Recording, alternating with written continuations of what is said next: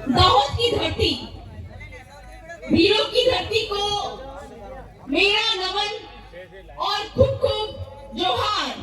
जय आदिवासी, जय भील प्रदेश।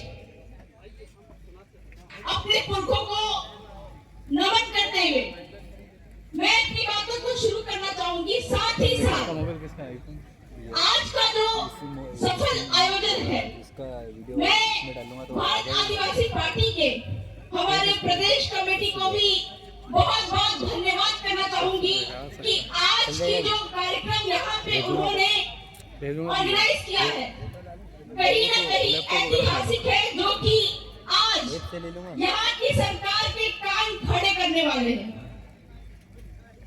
भाइयों, ये दाहोद में काफी लंबे समय से मैं काम करती आ रही हूँ, लेकिन इस काम करने के दौरान काफी सारे मामले हमको यहाँ पे दिखाई दिए, जिसमें एक ज्वलंत मुद्दा है स्टैच्यू ऑफ यूनिटी और दिल्ली मुंबई इंडस्ट्रियल कॉरिडोर का। इस दिल्ली मुंबई इंडस्ट्रियल कॉरिडोर में हमारे आदिवासी भाइयों ने बहुत लंबी लड़ाई लड़ी, लेकिन अंत में यहाँ की खतरनाक सरकार ने हमारे भीलों की, हमारे आदिवासियों की जमीन ले ली। और जब सारांश निकल के आया तो हमको ये मालूम चला कि सामाजिक स्तर पर हमारे आदिवासी भाई बंधु बहुत जागरूक तो है, लेकिन जब अंत में चुनाव आता है तो ये जो सामाजिक एकता है ये टूट जाती है और हम उसी सरकार को चुनते हैं जो हमारा विनाश करती है। यही कारण है कि देश भर में आदिवासियों की, वंचितों की, शोषितों की जो आवाज निकल के आई कि आदिवासियों को भी प्रतिनिधित्व करने का मौका मिलना चाहिए। और मुझे ये कहते हुए बहुत गर्व महसूस होता है, झारखंड की बेटी होने के कारण, भील प्रदेश की बहू होने के कारण, कि बिरसा मुंडा झारखंड के थे। उन्होंने देश का जिस तरह से प्रतिनिधित्व किया था, आदिवासियों का जल जंगल जमीन बचाने का काम किया था, आज आपके भील प्रदेश के भीलों का प्रतिनिधित्व पूरा देश स्वीकार कर रहा है। ये हमारे लिए गर्व की बात है। जहां पर पूरे देश भर में हम घूमते हैं, पूरे देश भर से ये आवाज उठ रही है, हमारे कांति भाई, हमारे जन जन के लाडले राजकुमार रोत और जितने भी विधायक इसमें निकले हैं, सदन में, संसद में, इतनी मजबूती से ना सिर्फ अपने क्षेत्र की, राजस्थान की, बल्कि देश के हर एक आदिवासी समुदाय, वंचित, शोषित समुदाय की बात उठाते हैं। पूरे देश से ये आवाज आ रही है कि आओ और हमको बचाओ। लेकिन ये बात भी शर्म की बात है कि हम भील प्रदेश के अंदर में रहते हुए राजनीतिक जागरूकता नहीं ला पा रहे हैं। जहाँ पे मैंने देखा कि यहाँ पे बहुत ही गलत मुद्दा है बोगस एसटी सर्टिफिकेट की, जहाँ पे कुछ गैर आदिवासी हमारे आदिवासियों के, यहाँ के नोटिफाइड भील की आरक्षण खा रहे हैं। और यहाँ की जो बोगस सरकार है लगातार उनको समर्थन कर रही है और जल जंगल जमीन और आरक्षण यहाँ के आदिवासियों की, यहाँ के भीलों की लुटवा रही है। तो कहीं ना कहीं उसका जवाब भी हमको देना पड़ेगा। दूसरी ओर हमारे भीलों का आरक्षण लूट रही है, लेकिन वहीं पे खानपुर में, वहां पे खानपुर जाते हैं तो हमारे ही भीलों को, कडाना के विस्थापित भीलों को एसटी का सर्टिफिकेट नहीं मिलता। ये बहुत बड़ी शर्म की बात है।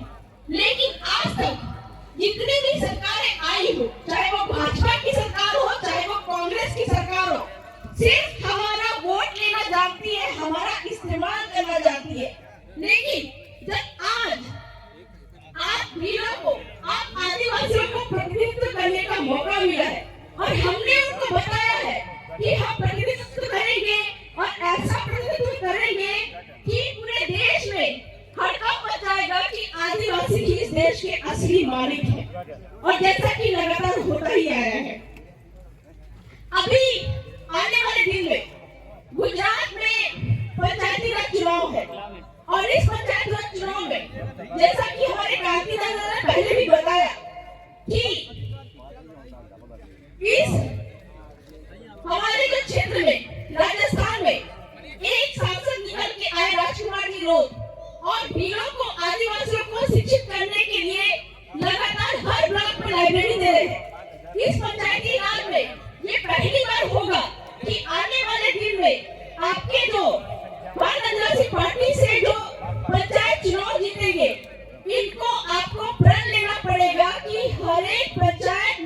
एक लाइब्रेरी खोलेंगे।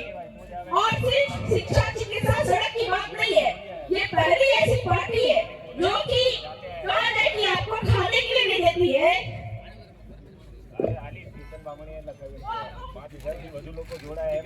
हेलो, आज तक जितनी भी राजनीतिक पार्टियां आई है वो आपको भीख देती है, वो आप ही के पैसे का इस्तेमाल करके आपके जल जंगल जमीन खनिज को लूट के आपको 15 लाख का हवाला देती है। मतलब आप ही के पैसे का 1% आपको देने का वादा करती है।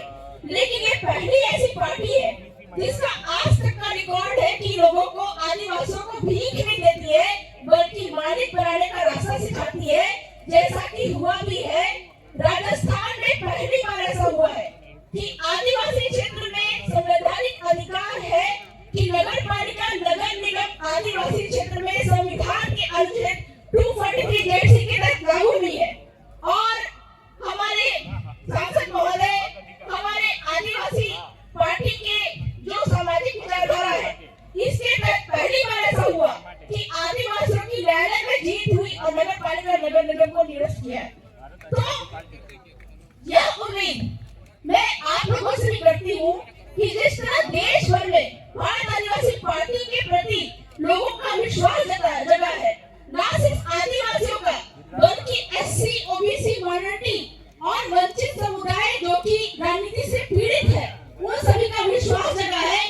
आने वाले पंचायत चुनाव में हमको भी उस तरह से भारत आदिवासी पार्टी में विश्वास जताकर अपने न सिर्फ पंचायत के जो सदस्य और सरपंच निकालना है, बल्कि आने वाले विधानसभा, लोकसभा, राज्यसभा में भी हमको भारत आदिवासी पार्टी से ही जनप्रतिनिधि चुनना है, ताकि हमारा विकास के साथ में हम मालिक बन पाए। तो आगे के वक्ताओं का ध्यान